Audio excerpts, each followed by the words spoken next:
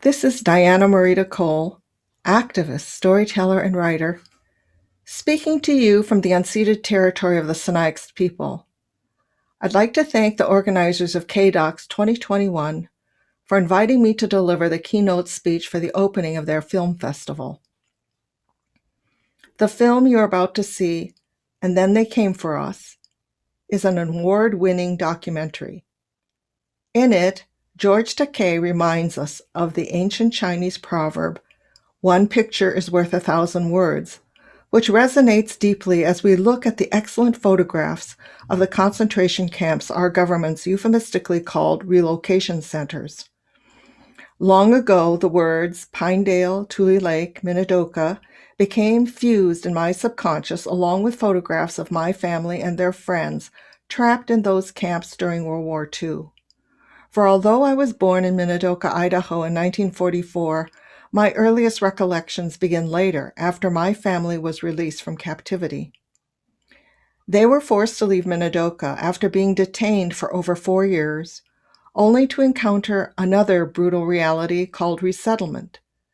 There in Chicago, self-loathing in the form of alcoholism, overwork, violence, backbiting, fear, and suicide permeated the ethos of the urban ghetto where I lived, replicating in dysfunction the machine gun guard towers, barbed wire fences that had tormented us in the deserts of white supremacy. Over the clicking of chopsticks and the slurping of udon, I heard vague rumblings about Peru, Crystal City, and empanadas, words that sounded just as strange as the names of the camps, floating like smoky ethers along the perimeter of my consciousness. I knew these words had relevance to Art, the handsome fellow who was dating my sister Betty, but I was too preoccupied, trying to get good grades and memorizing Bible verses, to try to understand what they meant. None of the teachers in my school or church told me about the mass removal of Japanese Americans and Japanese Canadians from the West Coast, or about the kidnapping of Japanese Latin Americans. These two cultural institutions conspired with the rest of white society to keep those acts of barbarity hidden from my impressionable eyes. All I knew back then was that I had to be polite and dress in such a way to conceal the color of my skin so we would be accepted by the white world we were now living in. It is not healthy to grow up feeling ashamed of oneself. Instead of learning what it meant to be unfairly treated by my government, I was indoctrinated with lies about how the West was won by great white men like Kit Carson and Buffalo Bill. I did not know the land was stolen through scalping, bioweaponized blankets, and murderous campaigns that confined Native Americans to desolate areas, eerily resembling the place where I was born. And I was confused by the lie that my grandparents and parents only felt the sting of bigotry after Pearl Harbor, when I knew they had been barred from becoming property owners and citizens decades before that military base was bombed in 1941. As a student, I never learned that over 2,000 people of Japanese descent living in Latin America had been kidnapped by our government. These gifted, industrious people were betrayed for pieces of gold and armament deals. As they were marched across the gangplanks, their legal papers confiscated, the United States government effectively contrived to make these captives stateless so that they could be used in prisoner of war exchanges with the Empire of Japan. That was wrong, and that was a war crime. But nobody told me about these despicable acts in school or ever discussed this subject in university. For more than a decade, Art fought deportation orders.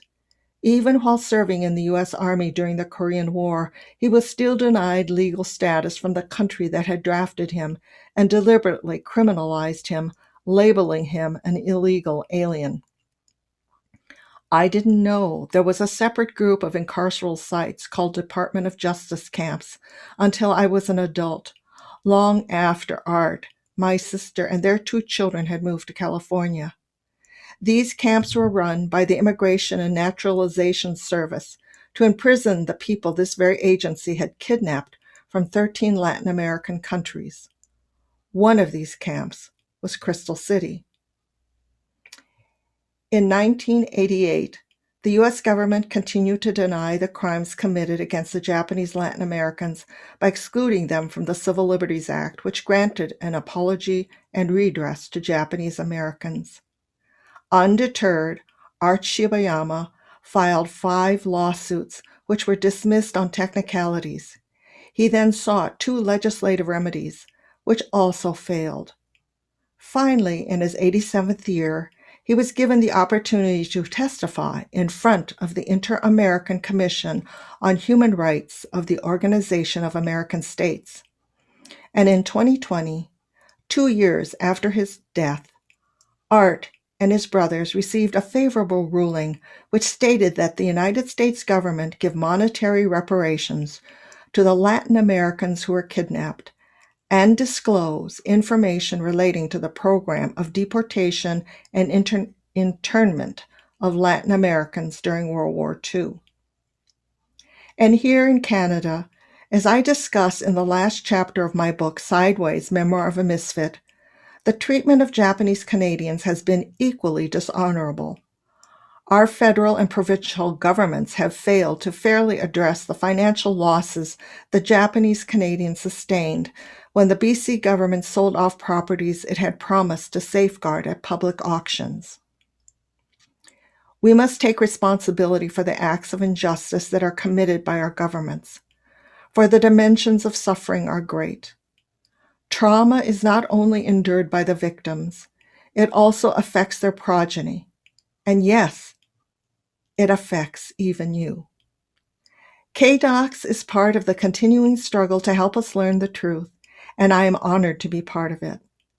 May our words help make the meaning of these pictures clear.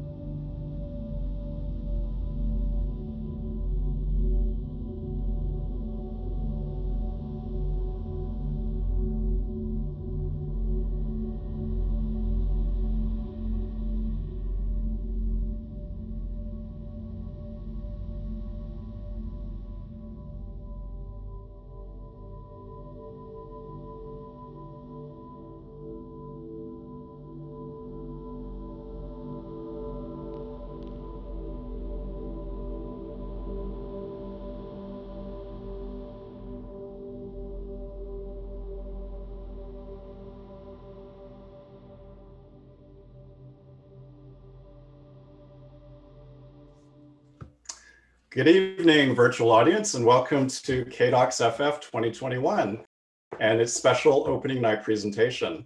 I am your host and moderator, Greg Chan from KDocs and KPU. please join me in paying respect to the Kwantlen, Katsi, Semiahmoo, Tawasin, and Musqueam First Nations, on whose unceded ancestral lands we work, study, and live. Very special thanks to our university's elder in residence, Lakayton, for honoring us with his welcoming address. We also have a very special statement from acclaimed author and Canadian icon Joy Kagawa, who wanted to share her reflections with all of you. Lydia, can we put up the slide?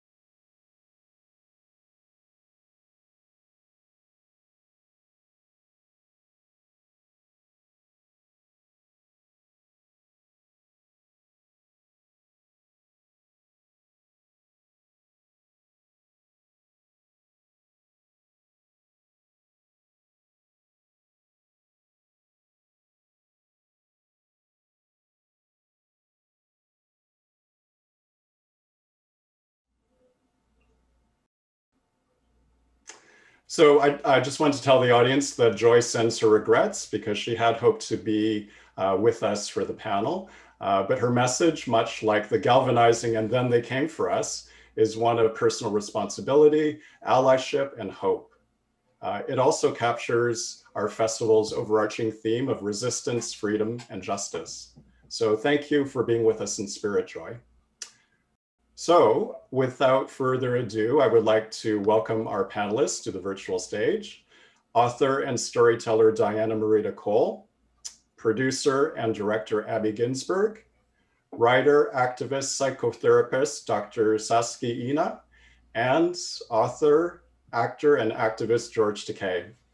Panelists, please, if you don't mind, introducing yourselves briefly and start us off with opening remark or observation. Dinah, can we start with you? Thanks, Greg, for that introduction. And Then They Came for Us is a wonderful multi-layered depiction of the grave injustice perpetrated by the U.S. government upon an innocent ethnic minority. I congratulate everyone on this panel for their contribution to this important film.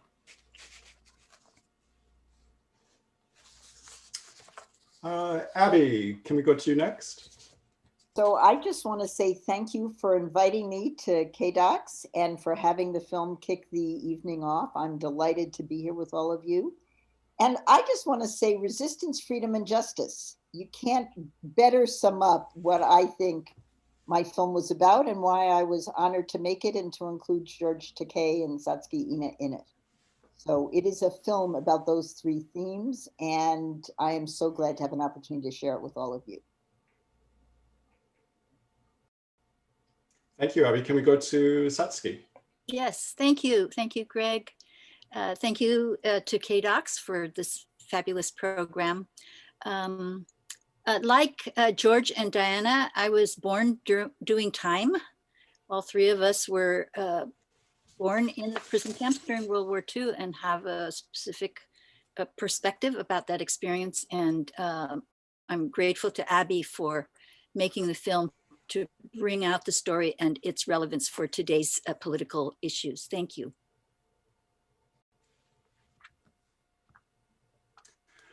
Before we began, we were talking, the five of us were talking about the documentary and how many times that the panelists had seen it. Of course, Abby has seen it multiple times. I know all the panelists have seen it multiple times. I'm wondering from the panelists, is there anything new that resonates with you when you rewatch it for an event like ours?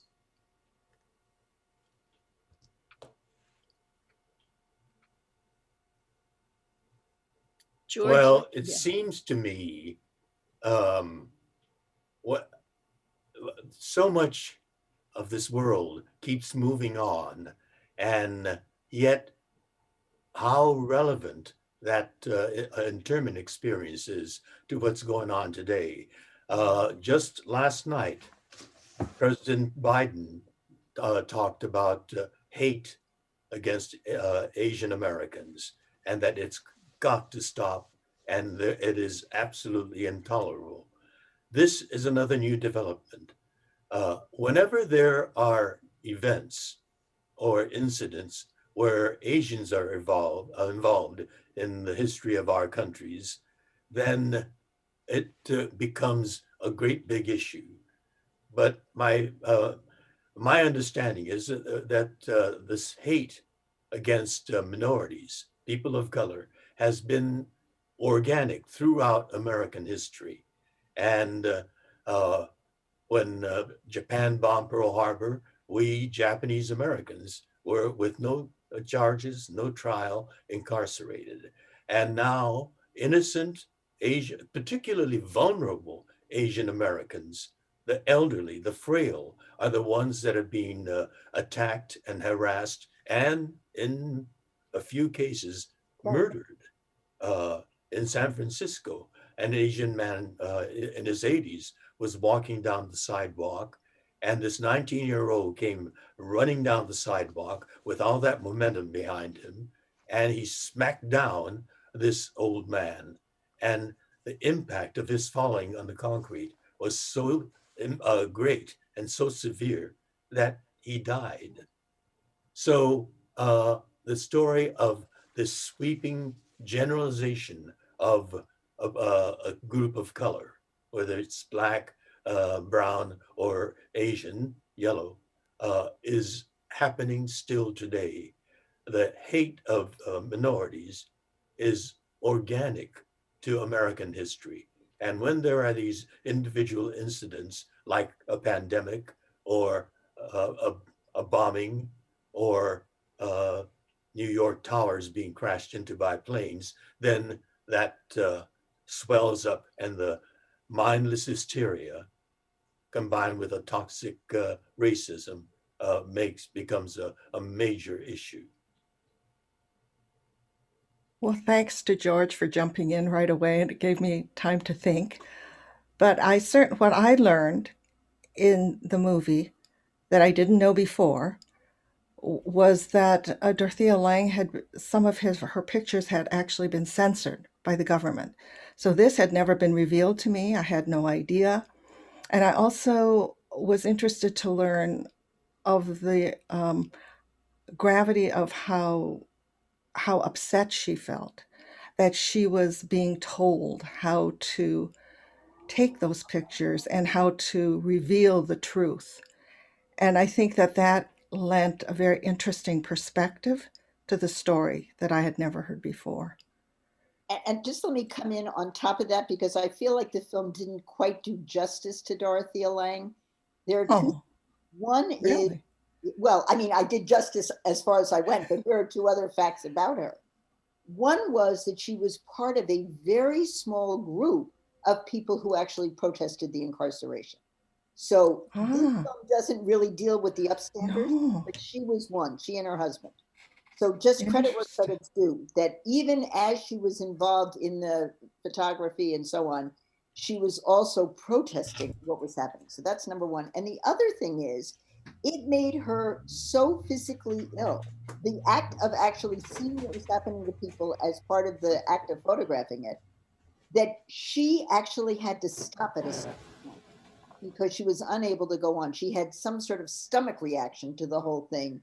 So the notion that, that between the emotional and the psychological impact of what she was photographing on her body made her too sick to continue says something about who she was as a person, as a photographer, and as somebody who we really want to call out as an upstander. So just adding those two things that are not made quite clear enough in the film.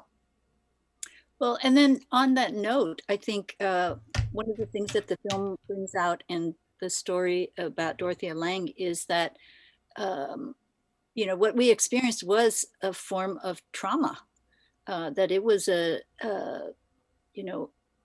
overwhelming violation of our human rights, and as a collective, and that trauma has stayed with us and has been passed on to the next generation. I think the film is a call to action, and that's the part that I love the most, the idea that resistance is an important element of being an American, but also there was resistance in the camps, and people did protest and suffered consequences for that. And the call to action today is to not be silent, to not turn away from the victimization that's happening at the border, on the streets, and against religious minorities as well. So yeah, it was about justice, freedom, and resistance. In that order. Good tie-in. Yes, and resistance. Can we go back to the discussion of Dorothea Lange? What about because of course Ansel Adams is mentioned, referenced in the documentary as well. What about the visual evidence that was part of the propaganda during World War II? The depictions of Japanese Americans, and to show that they were being treated humanely, when of course we knew that was, well, we found out since that was not the case. This is very much the case in Canada as well. So just one story, the headline in the Vancouver Sun for all of our BC viewers was, the caption was "Smiling and Grinning," and it was a depiction of Japanese Canadian children, and they were posing in such a way that it was, of course, masking what was really happening, and that was part of the propaganda here. So for Ansel and Dorothea, what about the combination of those two photographers and the visual evidence that what the government was providing? Well, I'm going to just start, because in the process of making the film, this film was more of a sort of study of photography when we started than it was, and it moved towards the resistance and other themes, once we got into it.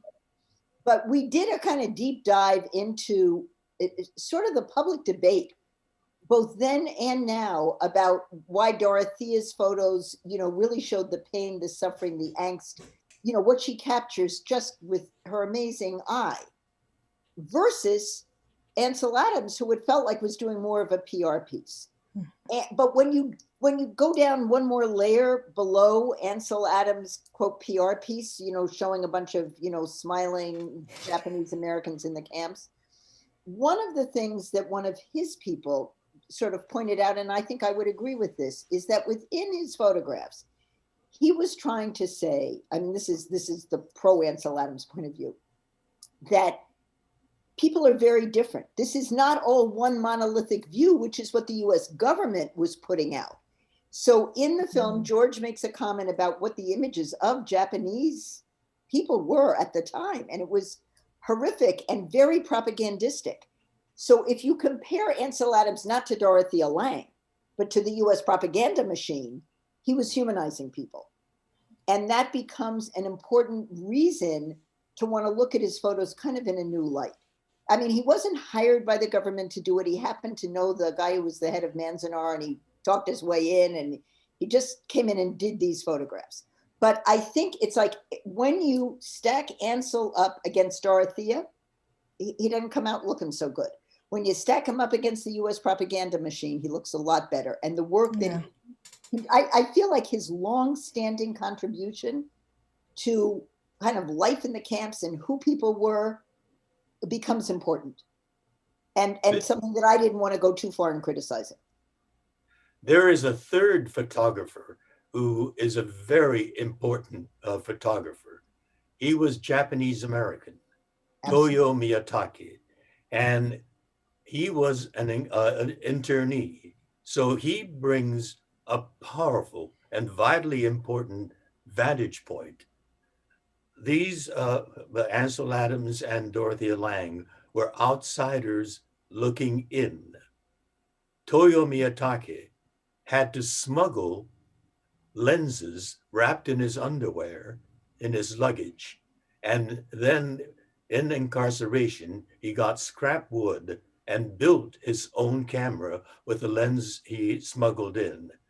All those elements, lenses or mechanical instruments or machines, particularly with sharp edges or with sharp points, were forbidden. They were verboten. He built his own camera and took his pictures as an internee looking out. And he was able to capture the single most powerful, well, there are two powerful symbols of incarceration: the barbed wire fence and the sentry tower. The Caucasian photographers were forbidden to take pictures of them. And so I think the most important photographer was this Japanese American photographer, Toyo Miyataki, who caught the reason for the anguished faces that Dorothea Lange was able to capture, the sense of contained rage. He showed the reason why they were feeling that way. And so in any discussion of photographers who recorded the internment experience, I think Toyo Miyataki probably played the most important part by capturing a difference in vantage point and the two symbols, the barbed wire fence and the sentry towers. Let me say I Yes. agree with that. The other striking image, of course, is Satsuki, your mother, and she's that striking photograph of her, and of course she's on the poster, isn't she, Abby? She's one of the main images. Can we circle back to intergenerational relationships and trauma, and also healing, of course, which figures both in the documentary and all of your memoirs, all of the work that you've been doing, including your books and George, your graphic novel, Satsuki, your documentaries. What role do you see your family playing in your storytelling? Well, I think my family story represents a minority story of the camp experience, because my parents were not only answered no to the so-called loyalty questionnaire, they also decided to renounce their American citizenship. And they were both partly educated in Japan, but they were American citizens. And so, despairing of their treatment, found that the escape from incarceration and the oppression that they experienced and the lack of hope for the benefit of their children made the decision that they would go back to Japan. And, Japan lost the war, and my parents managed to avoid being deported, but they lived with the threat of deportation. And later on, it was determined that a renunciation of citizenship was a result of duress, and they were given their citizenship papers back. But it took 20 years for everyone who had renounced to get their citizenship back. And so I think the family story was, had to do with resistance. My father demanded his constitutional rights, and then he was separated from us as a consequence of that. And we were separated, and he was sent to Fort Lincoln in Bismarck, North Dakota. So I think that the secret of all of that, because I didn't learn about it until I was in college, and the secrecy, the trauma that led my parents to become very private, very low risk taking, really dependent on us, the children, to be successful so that they could be safe, followed them after camp for many years. They were not able to vote, buy a home because of their renunciation history. So I think I grew up, really confined to needing to be the perfect child, the one that would get my parents, for the first time, a sense of security. And my brothers and I felt like that was our only way of being, that we had to get good grades. We had to be the best student. We had to work hard. Combined, we have way more degrees than we really need. So that anxiety got passed on to us, and it made us look like the myth of the model minority. you know, that this was because we were so wonderful that we could get educated and be successful. But what was underneath that, we're driven by fear. There are many individual stories. My parents were very unique. They were also no-nos. I was 5 years old when I was incarcerated, so I have my childhood memories, which I cherish. But after we were released, I had this growing feeling that we were different. And I started to ask questions about our incarceration, particularly because we were in an all Mexican American neighborhood. And we had not only a different look, but we were of different background. We came from a barbed wire prison camp. And so I started asking my father questions.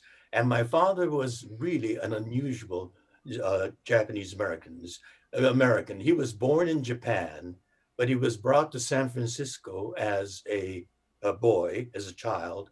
And so he was reared in San Francisco, educated, and went to college in San Francisco. And for all rights and purposes, with the single exception of being born in Japan, he was an American. We were an American family. My mother was born in Sacramento, and my brother and sister and I were born in Los Angeles. And when I started asking questions about my childhood behind barbed wire fence, my father did talk to me, and he was extraordinary in that respect, because so many Japanese Americans talk about their parents, they didn't know about anything about their incarceration other than that daddy and mama were in Heart Mountain or in Minidoka or Rower. We were in Rower. But my father did talk about it when I was a preteen. And he, we were in 3 camps, Santa Anita first, then Rower, Arkansas, and then we were at Tule Lake, the segregation camp. And there was a real dramatic difference between Rower, which was a normal internment camp, barbed wire fence and sentry tower. But I noticed the difference when we were transported to Tule Lake. First of all, the topography was dramatically different. We were in the swamps, lush, verdant. Trees grew out of the swamp, out of water. Very exotic to me. Tule Lake was a dry lake bed for centuries. It was desert-like, and it was cold and windblown. And because he was a block manager, he represented the needs of the people of the block, as well as made announcements on the new policies coming down from the administration. So he was knowledgeable about the workings of the camp. And Tule Lake had 3 layers of barbed wire fence, where all the other internment camps had just one symbolic barbed wire fence. And really overreaction on the part of the government, irrational overreaction. A half a dozen tanks patrolled the perimeter. Tanks that belonged on a battlefield, but they were there to intimidate and goad the people who had answered no to the loyalty questionnaire. I was starting to also sense the difference between our fellow incarcerees in Rower in Arkansas and the people that were in Tule Lake. Many of the young people became radicalized by the relentless treatment of the government. First of all, the loyalty questionnaire was an outrage. 2 questions that became most representative of the cruelty of the government. Not only did they incarcerate you for a year, but then they realized that there's a wartime manpower shortage.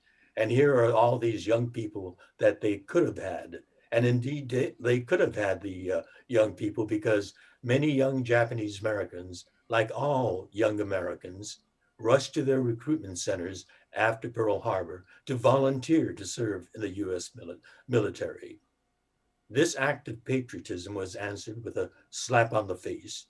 They were denied military service, categorized as enemy aliens irrationally, with no evidence of that, and incarcerated. And then, after the government realized there's a manpower shortage, they had they wanted to get these young people. But how do you rationalize? How do you justify recruiting enemy aliens out of a barbed wire prison camp to serve in the military? So they decided to come down with the loyalty questionnaire. The two most controversial questions, question 27 and 28, were totally put together by ignorant people. 27 asked, will you bear arms to defend the United States of America? This being asked of my parents. They had 3 young children. I was the oldest. My baby sister was an infant when we went in, and she was 2 years old by that time. They were being asked to abandon their children in the camps and bear arms to defend the nation that's imprisoning their children. It was preposterous. They answered no to that. The next question, question 28, was one sentence with 2 conflicting ideas. It asked, will you swear your loyalty to the United States of America and forswear your loyalty to the Emperor of Japan? We're Americans. We didn't have a loyalty to the emperor. And for the government to assume that we had an inborn racial loyalty to the emperor was offensive. And so if you answered no, meaning, and that was a truthful answer, if you answered no, I don't have a loyalty to the emperor of Japan, that was being truthful. But with that truthful no applied to the first part of the very same sentence, will you swear your loyalty to the United States of America, made you disloyal. If you answered yes, meaning I do swear my loyalty to the United States, that applied to the second part, meant that, aha, you had been loyal to the emperor, and now we're prepared to forswear that and repledge your loyalty to the United States. It was completely not thought out. And my parents answered no to those 2 questions on principle. And because of that, we were transferred to Tule Lake. And there at Tule Lake, young men particularly became radicalized. And they said, all right, you're going to treat us like enemies. By gum, we'll show you what kind of enemy you have to put up with. And and some of these young men had rushed to the recruitment center right after Pearl Harbor. But they were so radicalized that they started to exercise and be fit enough to rise up when Japan lands on the mainland and fight for Japan. And so I remember waking up in the mornings at Tule Lake with the sound of the radical young men jogging around the block. And that cadence was washoi, washoi, washoi, the Japanese cadence, not hup two, hup two, hup two. They were going to be the real enemies of the United States. And they ended their jogs with banzai, banzai, banzai. And of course they would scatter and the Jeeps would come roaring in. And by that time they were gone in the barracks. And they didn't want to go searching for them in daylight because that might cause a riot. So they waited until night, and then they staged midnight raids on the suspect units in the barracks and dragged out the young men. And I remember hearing weeping and pleading by their wives or their mothers to let them go. And they were taken away and put into what was called the stockade, which was a concrete jail structure built by the internees. They were forced to build a jail within a prison camp. And on pilgrimages to Tule Lake, I visited the stockade. That's about the only building still standing because it was concrete. And they were tortured in the stockade. And I saw brown splotches on the concrete walls. And we were told that they were blood splotches. People were thrown against the walls, and that's the blood that's drying. So it was a horrific camp, and because it became a very troublesome camp to the government, they and particularly the radicalized one, they were called Hoshidan, volunteer group, and but they were a minority, and the government decided they are really troublesome, and so we're going to Congress acted on it, and they passed a law giving them the right to renounce their American citizenship, the right to renounce their citizenship, and with that congressional bill, a good number of them did renounce their citizenship in camp, but not very many of them. And the Hoshidan wanted to get as many people as possible to renounce, and they goaded the others to do that, but not too many did. And because the Congress felt, this has got to end, so they passed a law, a bill, saying Tule Lake will be closed by such and such date. And when the camp is closed, the people are going to be let go. In the middle of a war, we were going to be let loose. And the irony of that was the barbed wire fence that incarcerated us also became the protection for us. And this terrified people like my parents. I mean, if we're going to be thrown out to the wolves, and there were pot shots taken at many Caucasian friends that drove up to visit the incarcerees at Tule Lake. It was a terrifying situation. And so the Hoshidang acted on the others who did not renounce, saying, are you going to continue to take this kind of outrage? Have a little pride in who you are, in our people. Renounce, and you'll be rid of this government. And at the same time, if enough of us renounce, then the government will be forced to keep Tule Lake operating.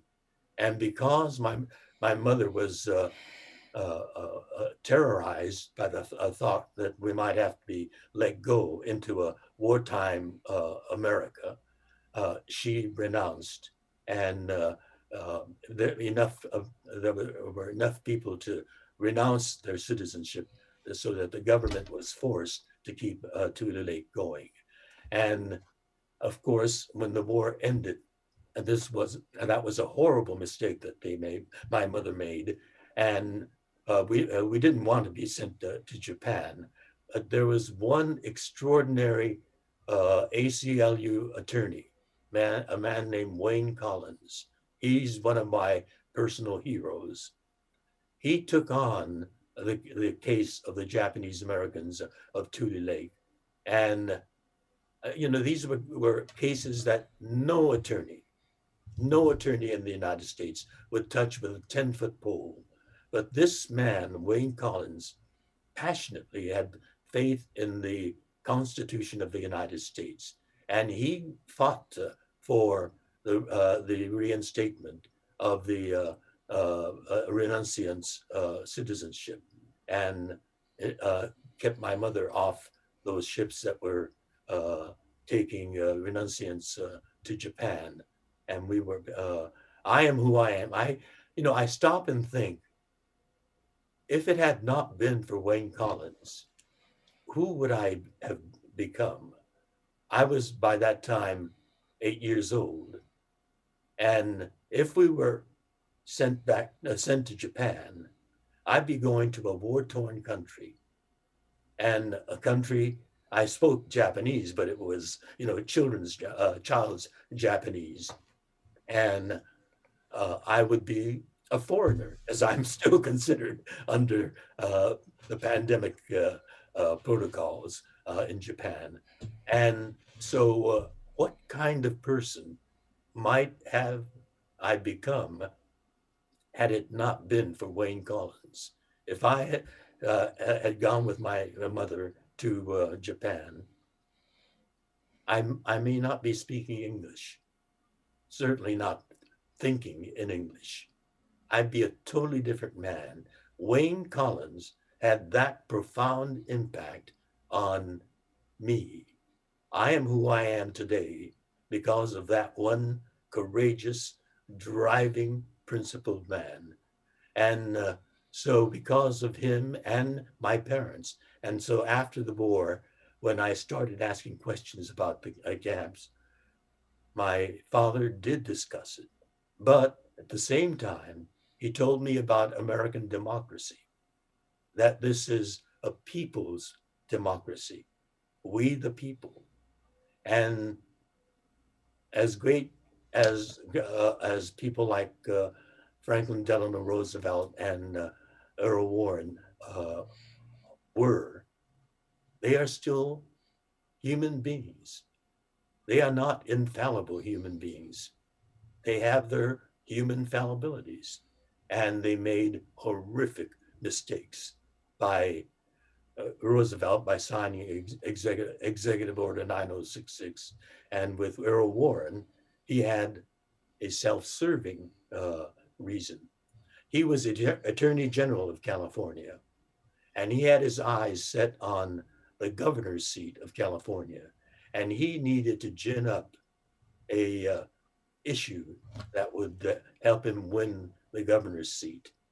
And given the climate prior to Pearl Harbor, but certainly after Pearl Harbor, he found the lock up the Japs issue to be one that he could run with. And he made an amazing statement. He said, as the Attorney General, the top lawyer of the state of California, he said, we have no reports of spying or sabotage or fifth column activities by Japanese Americans. And that is ominous, because the Japanese are inscrutable. You can't tell what they're thinking. And so it would be prudent to lock them up before they do anything. So for this Attorney General, the absence of evidence was the evidence. And he created a climate that just built the movement for the incarceration of Japanese Americans. And he became the governor of California. So there is this complex history of immorality, immoral machinations by politicians, the United States Congress, some horrific, disgusting comments made by one I remember, Senator Tom Stewart of Tennessee said, and this was when the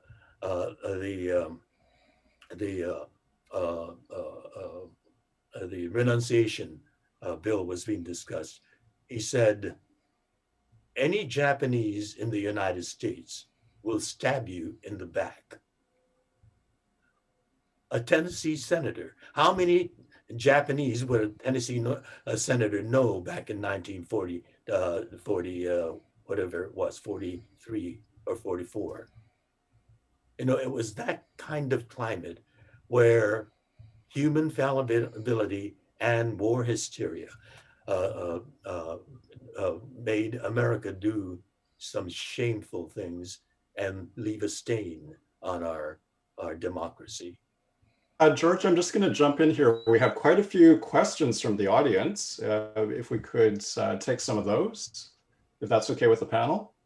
The first question is from Janice. She would like to circle back to the Dorothea Lange and Ansel Adams photos. And can the panelists speak to the politics and ethics of representation and the responsibility of the reader or viewer in this age of fake news? That's yours, Abby. Somebody else take that one. That's an Abby question. Just say it one more time. I thought the question was going somewhere else. So could you speak to the politics and ethics of representation through the Lange and Adams photography and the responsibility of the reader or viewer in this age of fake news? I'm not sure I'm going to give a satisfactory answer. I'll be very quick. One of the things is sort of how people viewed either the photographs at the time, because they were representing something that was different from what the US government was sort of putting out as their propaganda. So, I mean, you had, even in the film, I show some of the quote fake news, which were the caricatures of Japanese people that was sort of what the US government was sending out, and people were believing. So you had an example back as part of a propaganda machine to get people to support the incarceration. You saw what I would call fake news back then.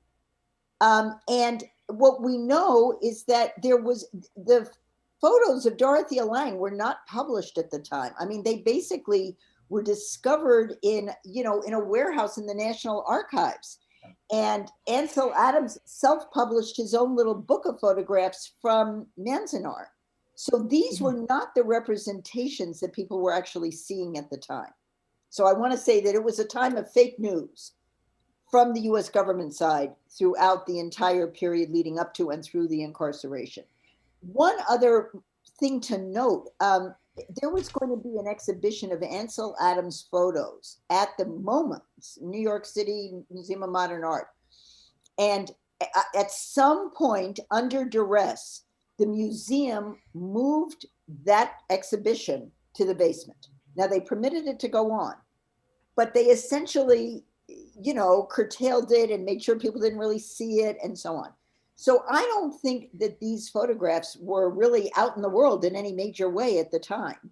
And what we want to see or want to say is that the US government is capable of doing a major propaganda effort around anything that they want us to believe. You know what I mean? And so I feel like these photographs were the antidote, but they weren't seen at the time. So we're trying to kind of tell you something about the history 40 years later, or 60 years later, actually. I'm not sure that's quite responsive, but I just want to make the point that the fake news was in all the caricatures, because that stuff was just totally a lie.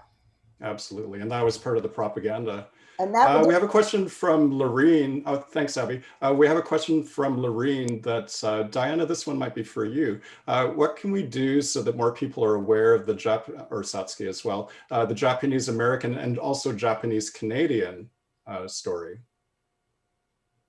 Well, we certainly have the responsibility to discuss our history. I think certainly when I was growing up and when I associated with many people outside my ethnic group, I think we felt very withdrawn and we didn't speak out about the strangeness of our experience, which George just elucidated.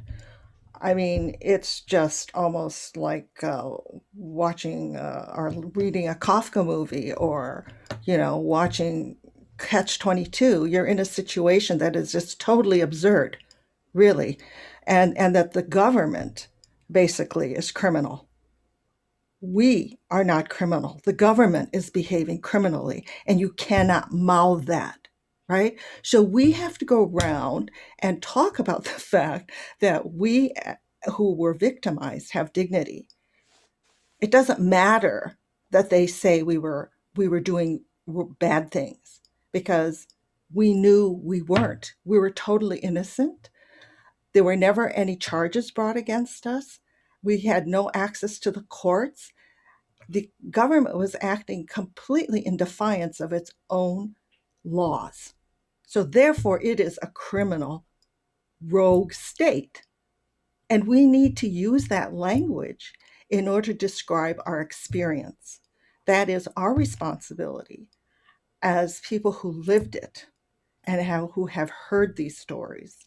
And as painful as it is for the audience to hear it, I tell them anyway, because this is how you become a Dorothea Lange. You see it, you feel it, you are there witnessing an injury, and therefore you must respond. And the way you respond is by behaving decently, empathetically, and always addressing the injustices that you see around you, no matter what situation you find yourself in. And that means in the workplace, it means in your religious organizations, it means in your card parties. You talk about it and you become a royal pain in the ass.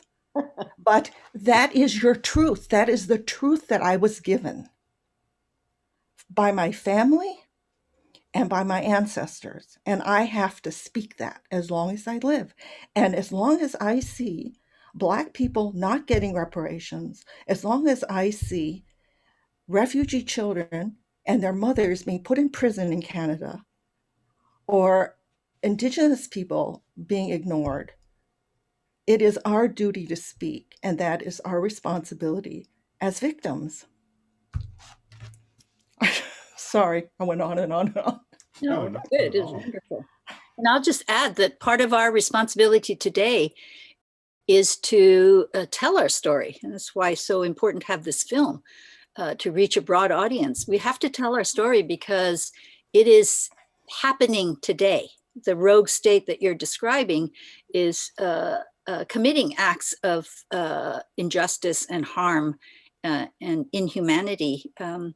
And for people who don't believe that that's possible in America, we're the ones that can provide the evidence. And so it's so important today that we share our story. It's important to remind ourselves we have a different president now, President Biden. So that's the difference. The previous president was a rogue president that we had just last year. Well, that's the thing about our democracy. We can participate in making it truer to its ideals. And when we fail, then we have a rogue state.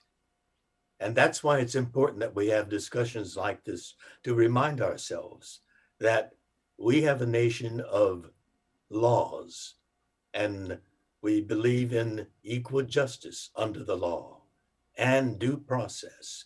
When someone is arrested, we have to be given the reason for it, the evidence for it, and then whatever the consequences are happens. In our case, there were no charges, no trial, no due process. It was a rogue government. And we also need to address the fact that we are settlers and that we are here by virtue of the fact that we have taken land away from the Native people. And so we have to recognize our complicity in the victimization of others. And so on that basis as well, we must speak out and we must continue to speak out. We have another audience question for you from Kelly. Can the panelists please speak to how you use your imaginations during that time in the camps, given that you were such young children needing to accomplish so many developmental tasks under these dire conditions? Well, I have a book out called They Called Us Enemy. And, I wrote my autobiography, which was published in 1994, which talks about my childhood in camp and my adulthood later on. But that story is still little known, too little known by the majority of Americans and Canadians. And I wanted to reach a different audience, young people. And when I was a teenager, I loved comic books. And I thought, aha, that's the way to reach the younger generation, the young readers. And so I worked with the professionals in comic books and a wonderfully gifted artist, Harmony Becker, who is biracial. She with her surname is Becker, so that her father was Caucasian, but she was born in Japan and educated in Japan. She speaks and writes Japanese, and so we did it as a graphic memoir aimed at the young readership, and it's become a tremendous bestseller. We were #2 on the New York Times bestseller list when it first came out. We were on the list for 13 weeks, and now it's been a year since publication, and we're back on the bestseller list because schools and libraries are buying the book in mass. And so we are reaching that audience that I wanted to reach. So there are many ways of trying to make our democracy a better democracy. It's my hope that the young people that read this are going to become the voters of tomorrow. And hopefully they will help build a better democracy for America and for Canada. Congratulations on your book, George. Well, thank you. And so I got a little plug in. Here it is. I see that. Have yours too, Diana, of course. Oh, thank you. Sideways Memoir of a Misfit. Of course, Canadian content, Obasan, Joitagawa. Yes. Everyone, I'm just aware we have a few minutes left, but I'd like to return to the festival's themes, or the combined theme of resistance, freedom, and justice. And I thought we could just go to each of the panelists, and perhaps you could focus on one of those, or maybe a combination of those, what they mean for you. So resistance, freedom, justice. Okay, I'll start. Since I said it was my honor to be in a festival that had those 3 themes. You did. I think that, the reason I made the film is based on the fact that I felt like not enough people knew this story. And so I really go to the theme of, if we don't know our history, we are condemned to repeat it. But if we do know our history, there is a chance for being able to see, similar things coming down towards us and to learn to resist. So for me, resistance is the key part of how we make sure we do not repeat our history. And and just really a shout out to the Japanese American community for everything they did around the Muslim travel ban, because I felt like they were a model about how to resist, both in terms of their own history and in terms of a group that, was being impacted by similar false ideology, 60, 70 years later. So here's the resistance.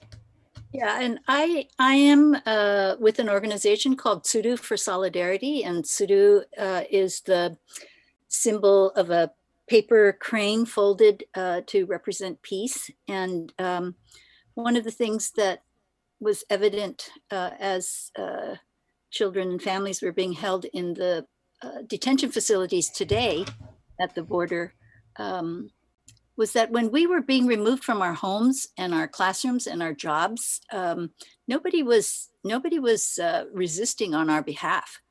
there was no organized mass protest. There were no, major petitions or marches or anything protesting what was happening to us in the moment. And I think that for those of us who have joined this movement to speak out and use our stories as a way of bringing attention to the repetition of history, there is a healing that we're experiencing ourselves, that we are finding a voice of protest, a voice of claiming our right to protest and resist for and in the name of justice. So there is this very big groundswell of people who have joined our movement to protest across the country, and who are also organizing now to support the movement for Black reparations. In the 70s, a movement began in the Japanese American community to seek redress for the unjust incarceration. And President Jimmy Carter created a congressional commission to gather information on the internment. And I testified at the congressional hearing. And as I was sitting in that hall, waiting to go on, many others went on before me. It was a long table, and we went up in groups of 3, 4, 5 and testified. And initially it began with the older people. I saw white-haired people, Japanese Americans, testify. They said, some of them said they had never spoken about their experience before. This is the first time they're speaking about it. And memories and the emotion and the rage started coming to them. And a good number of them broke down sobbing at that table when they were testifying for the first time. And I was deeply moved by that. And then another group of white-haired people went up. They were Caucasians, and their testimony got my blood boiling. They started talking about why were the Japanese farming right by the high tension wires. My grandfather was a farmer in the Sacramento Delta. The prime land was not available to Japanese immigrants. My immigrant grandfather knew agriculture, and he turned what was considered scrap land into bountiful, productive farmland. And they built the high tension wires right there on what was considered scrap land. Or another person said, the Japanese are wily. They were fishing on the coast. That's our vulnerable point. I mean, they're fishermen. They go where the fish is on the coast. But all of these things were being testified to in that commission against us. The fishermen are on the coast because they're fishermen. And it really enraged me. I heard all that. And then I testified my testimony based on my 5-year-old to 8-year-old experience behind the barbed wire fence, but also what I learned from my father about American democracy after that. And at the Japanese American National Museum, last year and this year, we're having our annual gala fundraising as a virtual fundraiser. And I was able to unearth that testimony that I made, and they asked me to read that at this year's annual gala fundraiser for the Japanese American National Museum. And I'm rereading it. I said, not bad, and I'm proud of what I wrote. And that was, 40 years ago, 1981. 1981, yeah, was when I testified, and I was talking about my memories from 40 years before that. And now today, I am 80 years from that experience itself. And I'll be reading those words again this year. I think it's the gala is going to be in April, so next month. So tune into the Japanese American National Museum's annual gala, and you can hear my words that I read to the commission 40 years. Thank you, George. Diana, we'll just wrap up with you if that's okay. Okay, thank you. Well, I think resistance takes a lot of energy, takes a lot of time, and we meet a lot of wonderful people on the way and hear a lot of wonderful stories. Democracy is an ideal that seems to be beyond our reach, and I long for the day when resistance is no longer needed because all injustice has been eradicated. And that would be a utopia worth living for. But in the meantime, I would like to invite everyone listening who's been moved by my brother-in-law's story and the story of the Japanese Latin Americans to sign the petition that the Campaign for Justice Redress Now for Japanese Latin Americans. It's online. I recently convinced the very famous award-winning journalist Robert Scheer to sign it, and he's invited me to write an article about it for Scheer Post. So, I mean, the path of resistance can lead to all kinds of interesting rewards, but I think that in the long run, we must really strive for that ideal that democracy represents to us, but still is not fully realized. So thank you. Thank you, panelists. Before we sign off, audience, I'd just like to thank our behind the scenes team that made this event and online events like this look so effortless. So Melanie and Jane and Aaron and Lydia from VIF, and of course our tireless festival director, Janice Morris, thank you. And please join me in sending a virtual gratitude to our panelists, Diana, Abby, Satsuki, and George. Thank you very much for sharing your stories and inspiring us to educate ourselves on the topics we discussed tonight.